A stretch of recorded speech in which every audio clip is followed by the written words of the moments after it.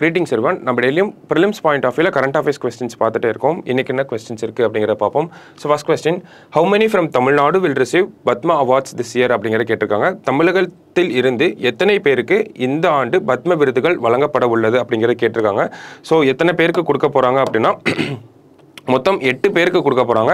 So இந்த split அப் எடுத்து பார்த்தோம் அப்படினா பத்ம விபூஷன் அப்படிங்கிறது 2 பேருக்கு வர போகுது. ஓகேங்களா?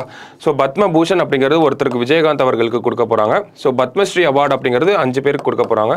சோ இத பத்தின விஷயங்கள் ஸ்ப்ளிட் அப் எல்லாமே நம்ம இந்து நியூஸ் பேப்பர் அனாலிசிஸ்ல சொல்லிருப்போம். சோ மொத்தம் 8 பேருக்கு இந்த அவார்ட் தமிழகத்தில இருந்து வாங்க போறாங்க. இந்தியா லெவல்ல பார்த்தோம் அப்படினா 132 பேருக்கு இந்த விருதுகள் வந்து கொடுக்க போறாங்க. சோ இதோட ஸ்ப்ளிட் அப் எடுத்து பார்த்தோம் அப்படினா நேஷனல் லெவல்ல பத்ம விபூஷன் அப்படிங்கிறது 5 பேருக்கு கொடுக்க போறாங்க.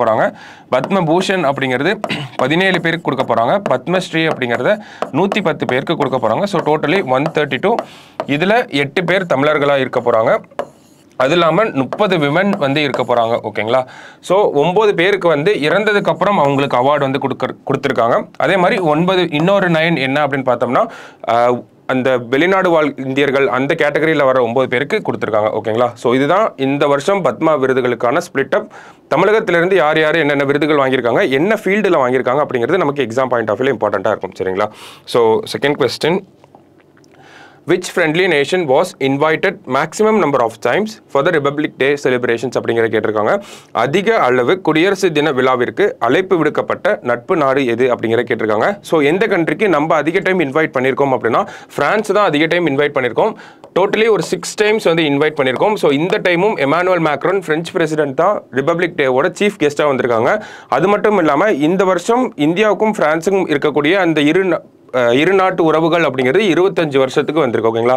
பைலேட்டரல் ரிலேஷன்ஷிப் அப்படிங்கிறது 25th இயராகவும் இந்த வருஷம் இருக்கு. ஸோ பிரான்ஸை தான் நம்ம அதிக டைம் இன்வைட் பண்ணியிருக்கோம். ஸோ அடுத்த question, where does Tamil Nadu stand nationally in controlling the infant mortality rate அப்படிங்கற கேட்டிருக்காங்க. குழந்தை இறப்பு விகிதத்தை கட்டுப்படுத்துவதில் தேசிய அளவில் தமிழகம் எந்த இடத்தில் உள்ளது அப்படிங்கற கேட்டிருக்காங்க.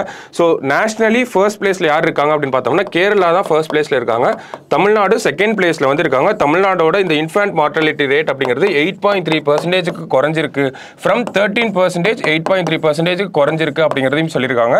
நேஷனல் ஆவரேஜ் அப்படிங்கிறது 26% இருக்கு அப்படிங்கிறத சொல்லியிருக்காங்க. ஓகேங்களா? சோ இந்த மாதிரியான விஷயங்கள் எல்லாமே நம்ம டிஎன்ஏல பார்ப்போம். சரிங்களா?